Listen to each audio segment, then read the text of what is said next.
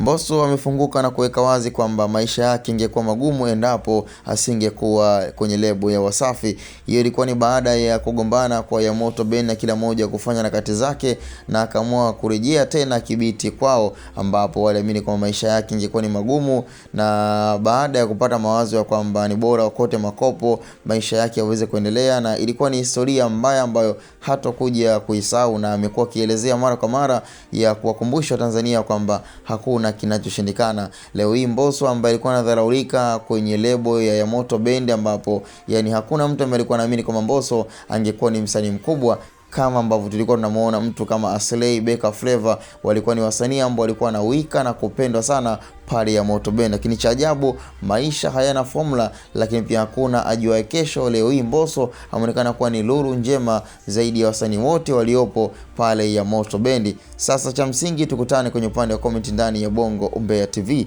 Usisahau kuweza kusubscribe, kulike na kucomment kama kawaida.